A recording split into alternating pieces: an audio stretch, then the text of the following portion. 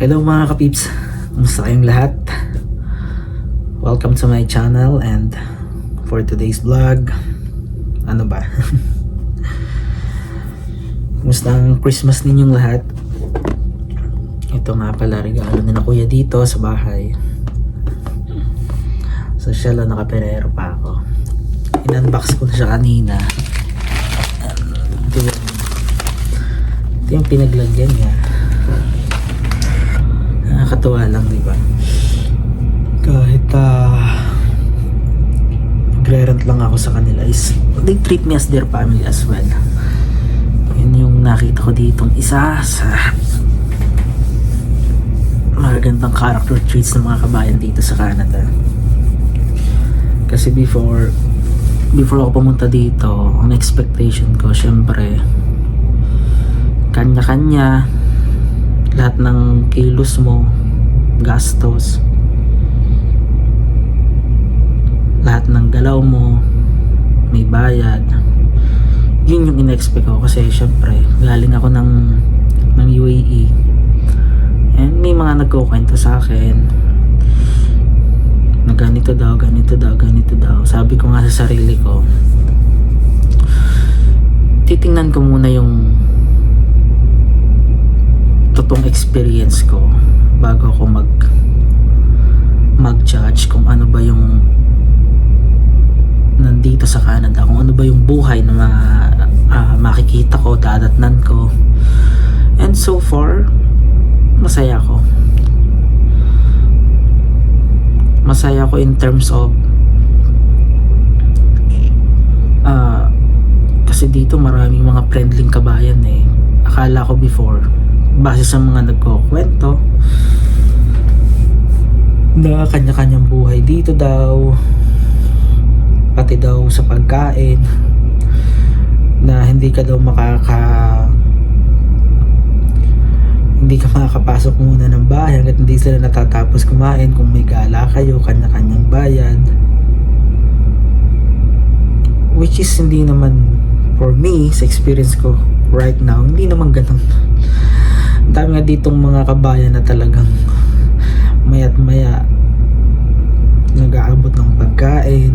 Ito na lang dito sa nirerentahan ko dito kay na kuya, halos gabi-gabi after work ko, kakatok o pits ang ulam. Talagang natitikman ko lahat ng klase ng ulam dito. Mga kapitbahay magme-message, ite-text ako, punta lang daw ako sa kanila pag magbibigay ng ulam. Ganun, which is nakaka-overwhelm talaga na. Syempre, yung nasa mindset ko before is ganun. Pero hindi naman yun yung katotohanan pag nandito ka. Kasi based on my experience is magbabait yung tao dito and very generous. Yun yung maganda dito kung nakikita. Tsaka talagang tulungan yung mga kabayan dito. Walang laglagan, tulungan sa trabaho. Tapos kukumustahin ka araw-araw, kukumustahin kung kumusta yung pag-stay mo dito. Di ba magandang panimula yon? Ito, sa mga nanonood ng vlog ko na ito na nagbabalak pumunta dito sa Canada, siguro yung iba based on their experience, pero sa mga nakakwentuhan ko dito na matatagal na dito, magaganda naman yung feedback nila. Dito sa area namin, mababa rin naman yung crime rate, hindi naman ganun katalamak. Yung mga magnanakaw, wala dito.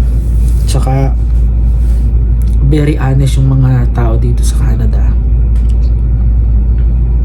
na ultimong 5 centavos talagang ibabalik nila sa'yo. Yung ganun-ganun sila, na wala kang katatakutan sa kanila, hindi ka mag-aalinlangan sa kanila. Yun yung nakita ko dito.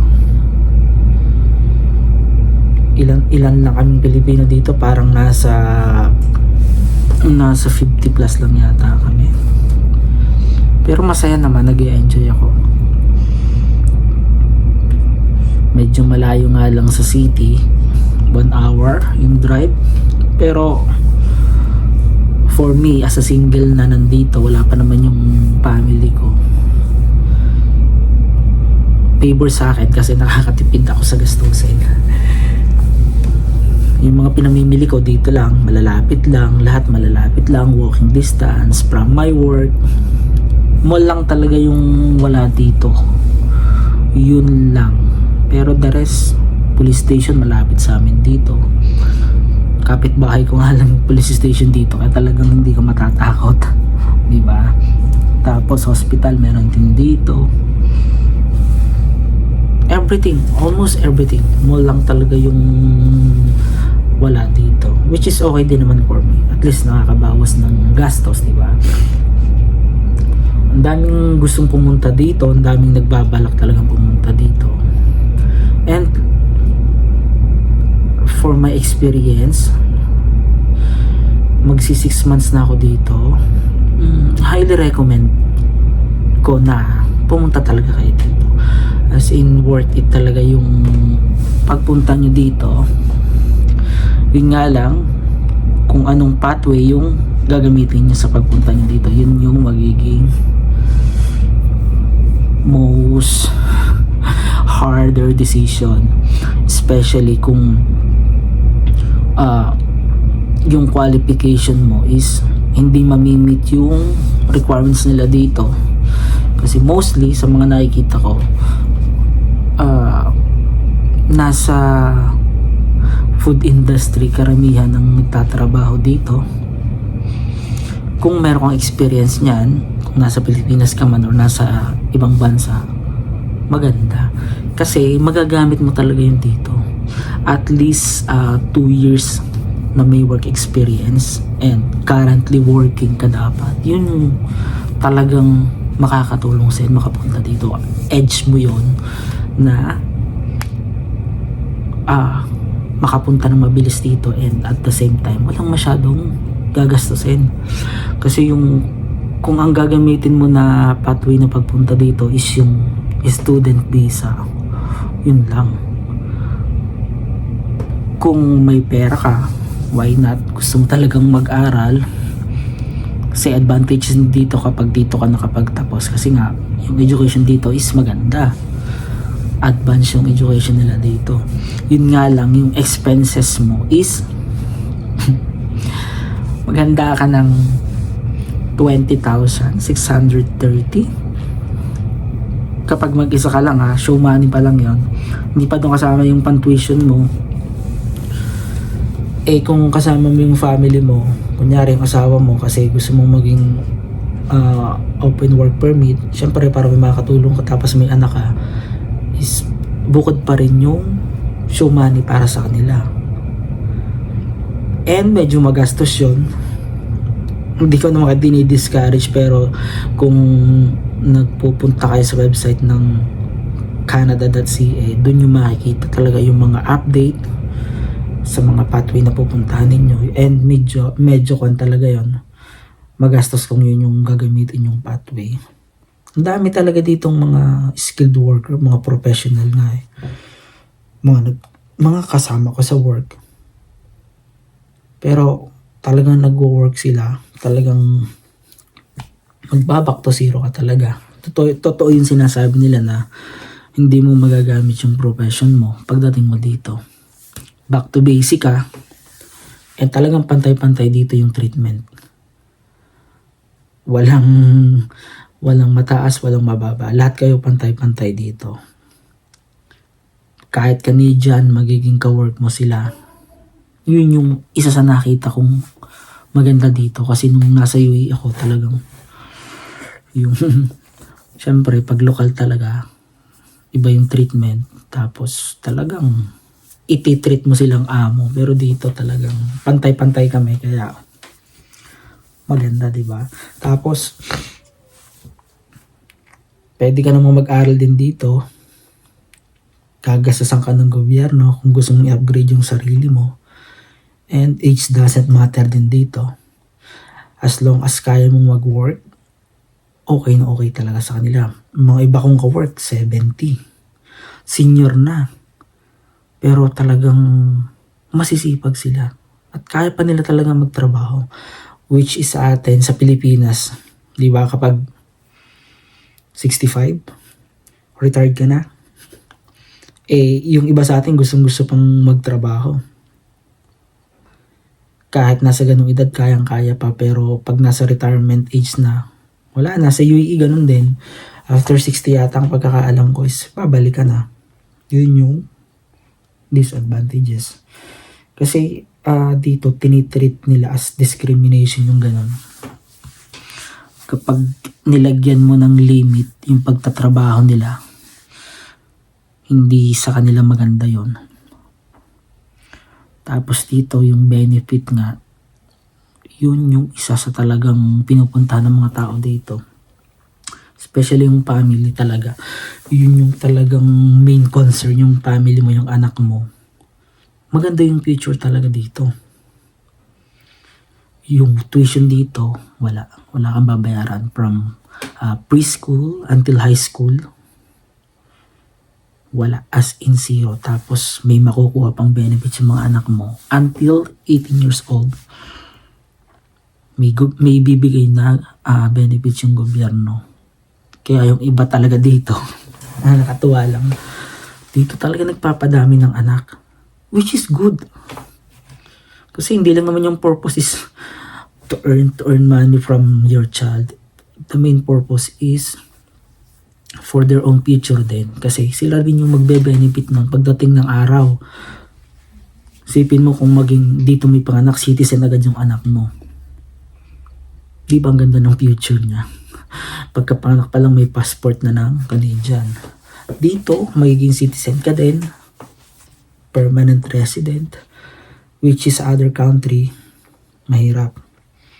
Talagang magiging foreign worker ka lang for how many years, and then kung mag-resign ka, mag-retired ka, back to Philippines ka.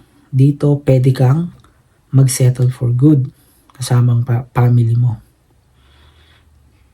Di ba maganda yon? Dito, pwede kang kumuha ng kahit anong gusto mo. Hulug-hulugan, installment, madali dito ang credit card. Nung nasa UAE ako talagang wala. Kasi kahit gusto kong kumuha ng credit card, yung limit ng sahod is hindi ko ma-meet. Doon sa UAE, kailangan na nasa 5,000 yata ang sahod mo pataas para bigyan kanila ng credit card. Di ba parang medyo unfair? Dito, wala sa kanilang ganun. As long as nandito ka, nasa loob ka ng Canada, bibigyan kanila ng credit card. Kahit ilan ang gusto mo, okay lang. Diba? Yun nga lang, maging responsible ka lang sa paggamit. Maging kwan ka lang talaga, aware. Kasi siyempre, pag di ka marunong din gumamit ng pera is, yun lang. Mababaon ka talaga. Yun nga lang, yung isa sa nakita ko ditong medyo hindi ako pabor is yung pagli-legalize ng weed, yung marijuana. Yun lang yung, kasi sa mga ibang provinces nakikita ko talagang maraming nagiging addict. May isang vlogger akong napapanood na more on kwan siya, ang content niya yung mga homeless, pinupuntahan niya, tinutulungan niya, in-interview niya. And sa mga nakikita ko based sa mga story nila, most of them talaga is yung nalulung sila sa kwan, sa paggamit ng marijuana. Yun yung nakasira sa kanilang buhay. Kasi kapag nagkukwento parang mga wala sila sa sarili nila eh. Iba-iba yung lumalabas sa bibig nila na kung daw sila daw ang Messiah, kung anong mga related sa religion, yung mga ganun yung kung ano ng mga pinagsasasabi, which is syempre kung normal ka na tao tapos may makakausap kang ganyan na homeless, diba, parang isipin mo is wala to sa tamang pag-iisip, which is yun talaga nakikita ko. Hindi naman lahat ng homeless, pero I think nasa 90% kaya naging homeless is because of addiction. Kasi talagang para silang mga wala sa sarili. Iba-iba yung mga sinasabi nila. Talaga makikita mo sa kanila na kasi yung mga experience sila, mga manager dito, magaganda yung trabaho nila talaga. Tapos nandito yung family nila pero yung iba inabandon na talaga sila. Kasi nga pinaka main reason is na sobrahan sila sa paggamit. Yun yung isa sa nakikita kong hindi maganda kasi nga masyado nilang, although dito naman ang pagkakaalam ko may kailangan mo ng ID para makabili ka, may age limit din. So alam ko dapat nasa 18 or 21 ka yata para makapag-avail ka nun. Pero sa akin parang mas okay na wala na yung ganon. Pero I don't know what is the reason behind kung bakit nila ginagawa yun. Hindi ko alam kung para ba mabush yung economy nila or kasi yung iba yung reason nila is kaysa gawing illegal ng mga tao, gawin na lang legal. Tapos pinagkakakitaan pa, tsaka yung mga tao hindi na kailangan magtago. Pero dito naman sa area ko, meron dito tindahan nun, pero so far yung mga nagiging customer ko naman, may ilan na maamoy mo talaga pag gumagamit sila. Ewan ko sa experience yung mga nandito, pero may amoy sila na iba yung amoy. Mabango na, ewan ko, pero parang nakakasuko yung amoy. Parang ganun. Parang pare-pareho sila ng amoy. Kaya sabi ko na notice ko na, siguro gumagamit to. Yun yung isa sa nakita kong hindi okay. Tapos, ano pa ba? Yun lang, kasi in terms naman ng education, okay sila. Tapos, yung iba dito mga nawawalan din ng trabaho, may mga suporta din ng gobyerno. Tapos, yun nga, dito sa area ko dito sa Alberta sa Smoky Lake, sa pathway ko, after 1 year of experience, pwede na ako mag-apply ng permanent resident. And, pati yung mga dependent ko, yung asawa at saka yung anak ko. So, pwede ko silang, pagdating nila dito, PR na sila. So, yun yung target ko. Tapos nga, yung kapatid ko pa, syempre, yung amo ko talagang tutulungan din na makapasok siya sa trabaho ko. Yun yung talagang isa rin sa maganda. Na pwede mong maisama yung family mo dito. Diba? Hindi lang ikaw yung mag-e-enjoy, hindi lang ikaw yung magbe-benefit. Pati family mo din. So yun yung talagang pinagpe-pray namin na maging maayos yung processing ng papers niya. Baka sunod na rin siya dito. Tapos in terms naman sa mga bayaran dito sa mga bills, yung binabayad ko naman sa Pilipinas before, dito sa UAE, parang pareho lang din naman. Tapos yung tax namin dito, 5% lang naman eh. So hindi naman ganun kabigat. Sa ibang province, okay. Sa mga malalaking city, like sa Vancouver yan, 12% ang alam ko sa kanilang tax doon. Dito, 5% lang. Sa UAE nga, bago ako umalis, nagkaroon na rin sila ng tax doon. 5% din ang tax nila sa mga goods tsaka products na edible, di ba? Pero sa mga grocery dito ganoon din naman. Dito nga mas konpay kasi nga yung mga bote mong binibili na in can, yan yung mga plastic bottle, pwede mo siyang ipunin. Tapos dito meron din ditong bottle dipat na ibibilhin nila yung bote mo, yung mga empty can, nasa 10 centavos yata yun for isa yun. Yun, hindi naman ganun kabigat yung gastusin. Namamanage ko naman yung mga lang talaga. Siguro yung iba na kukan sila, nabibigla sila na, kasi depende sa city mo rin talagang pupuntahan. Syempre kapag malaking city, mas madami yung population doon, mas magastos talaga. Dito nga lang din sa area ko, yun nga lang, necessary na meron kang sasakyan kung mahilig kang lumabas kasi wala ditong bus.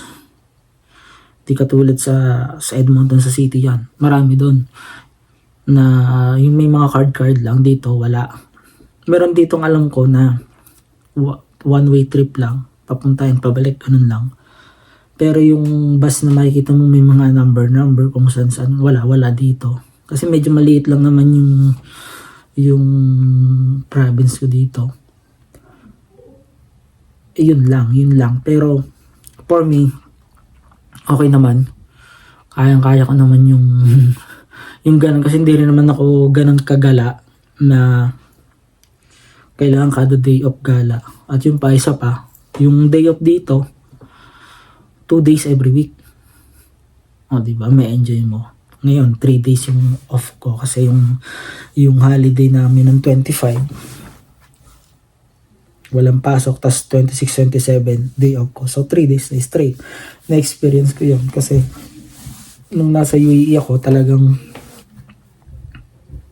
lalo pag holiday, kasi syempre nag-work ako sa McDonald's, food industry, fast food. Mas kailangan ng tao doon, mas kailangan ng staff kapag holiday. Kasi mas maraming tao. Dito naman, kapag holiday, day off ka din. May enjoy mo din yung holiday. Yun yung maganda dito. Tapos yung mga tax naman na binabayaran, common naman yun. Kailangan mo talaga magbayad ng tax mo. Sa Pilipinas nga mga tao nagtatax din, diba? How much more naman dito na isa sa pinakamalaki at pinakamayaman na bansa. And yung may tax return naman, babalik naman yun. Masyado lang yung ibang tao na dinidibdib masyado yung tax, na masyadong nagiging issue sa kanila. In the first place naman, siguro naman nag-research din kayo bago kayo pumunta dito. Tiningnan nyo rin naman kung ano yung mga advantages and disadvantages of coming here. Ano yung mga expectation ninyo, ano yung magiging expenses ninyo, diba, ano yung mga babayaran ninyo. So given naman na yun, and ngayon naman may YouTube na, ang dami ng platform ng mga nagbablog about sa pagpunta nila dito, experience nila, and doon naman makakakuha na kayo ng idea na ganun pala yung babayaran. So, hindi na dapat mabibigla pagdating dito kung ganun kalaki. Kasi, hindi naman, win-workout nyo rin naman yung pagpunta nyo dito. Hindi naman basta-basta lang na pagising nyo, nandito ka na sa Canada, di ba? May process din, di ba? It will take time din. Hindi naman isang linggo lang na win-workout yan. Siyempre, bago kayo pumunta dito, nag-research din naman. Siyempre, ganun talaga. Yung taxes given na yun yung policy dito ng government, and kailangan nating talagang sumunod lang. Yun lang naman yun eh. Alam mo ganyang malaki yung babayaran, why did you choose to come here, diba? It's your choice naman kung pupunta ka dito or hindi, diba? Kaya ako sabi ko, magko-complain ka, nandito ka na, ginusto mo pumunta dito, diba? Wala namang pumilit sa'yo. Ikaw rin naman yung may gusto niyan, diba? Ganun talaga. And, pag nasettle ka na naman dito, hindi na naman ganun magiging kabig issue yun. Talagang nasa pagmamanage mo lang din ng sasahudin mo dito. Kung may matitira sa'yo, kung paano mo i-handle yun. Ganun lang naman yun. Hindi naman, sa akin, hindi issue yun. Kay may tax o wala, sa akin, ang mahalaga talaga, marunong kang gumamit ng pera mo. Ganun lang. And yung tax naman na binabayaran mo, makikita mo rin naman yan pagdating ng panahon. Ikaw rin naman yung magbe-benefit di yan. Kaya, for me, it's not a big deal. Diba? Tapos yung mga dito talaga, yung mga professional talaga, pantay-pantay lang kayo. Low skilled or high skilled, pantay-pantay lang ang tingin sa inyo. Yun yung talagang nagustuhan ko dito, na hindi ka, yung ibang mga Canadian dito nakikita ko naglilinis sa mall, di ba? Nagtatapon ng mga basura, nandito sa yung iba nandito sa mga nagme-mekaniko, di ba? Ganun. Technician. Dito talaga pantay-pantay, walang mataas, walang mababa dito. Magsi 6 months na ako dito. Yun. And matatapos na rin yung mga ilan kong mga bayadin. Talagang yung goal ko na matapos muna lahat ng bayarin ko bago kukunin yung mag-ina ko dito. Konti na lang. Kasi syempre, hindi rin naman biro yung gastos pagpunta dito.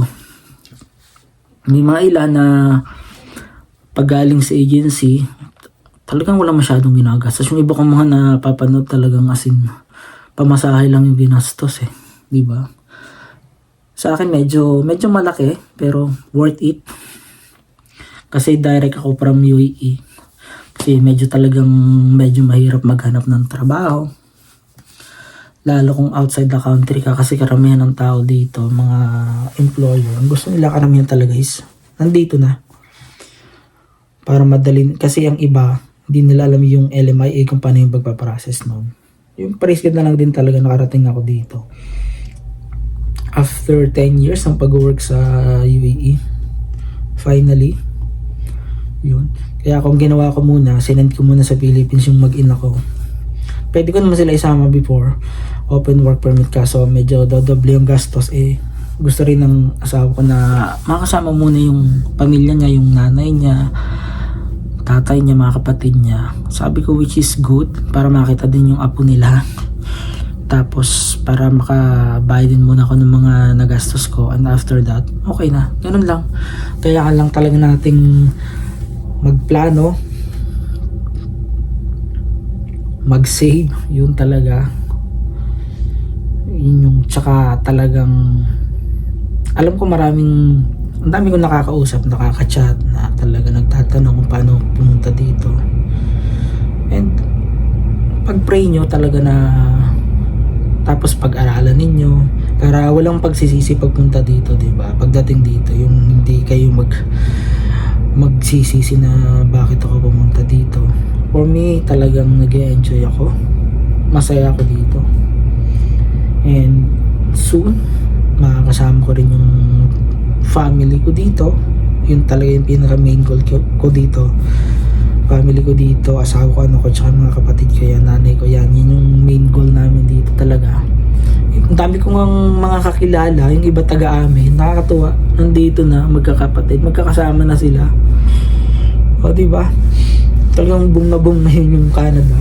And sabi nga rin ni amin ko, kasi magpapalit na yung taon, baka mapabilis yung process ng papers sa kapatid ko, which is good. Talagang kailangan lang pagandaan yung gagastusin, kasi nga idadaan yun sa agency. Yun ang mangyayari dyan, pero kaya yan. Tapos hindi ko rin naman masyadong yung pagod sa trabaho, hindi ko nararamdaman kasi sa UAE talagang patayin yung trabaho doon. Pag sinabi mong hataw talaga doon, kahit manager ka, magtatrabaho ka, hindi na ako nakakapag-break doon sa oras eh. Mas yung mga staff doon, mas nakaka-enjoy pa nila yung kanilang 1 hour break dito. Nung nandun ako, hindi talaga eh. Kasi masyado din talagang, syempre pag manager ka, marami kang kailangan bantayan, marami kang kailangan tingnan. Dito 2 days off, enjoy ko. Tapos ang lapit-lapit pa ng trabaho mo, walking distance lang, hindi mo kailangang gumising ng 1 hour or 2 hours ahead para mag-prepare. Dito kahit 10 minutes lang magbihis ka, tapos punta na sa work, di ba? Ganun lang ka. Ang saya lang ng community dito, parang nasa isang maliit na village. Enjoy naman ako. Yun yung may share ko sa inyo na experience ko dito, and I will keep on sharing sa inyo sa mga na-experience ko dito. Makikita niyo naman sa mga vlog ko, halos everyday nag-upload ako kasi gusto ko ring ma-share sa inyo, tsaka magkaroon din kayo ng idea kung ano yung buhay dito. Ayun, malapit na ang New Year. See you na lang ulit sa mga next vlog ko. And maglilinis muna ako ng bahay. Makala nag-enjoy ako nung Christmas kahit medyo malayo sa family, pero saya naman kasi yung Filipino community dito nagkakaroon talaga ng mga, pag may mga ganitong occasion, nagsasama-sama talaga kami. So yun lang, and salamat sa patuloy na pagsuporta niyo sa akin channel. And See you sa mga susunod kong vlogs. Salamat sa panonood at pagbibigay niyo ng oras. So, see you all mga ka-tips. Bye-bye. Merry Christmas pala and Happy New Year in advance. God bless you all.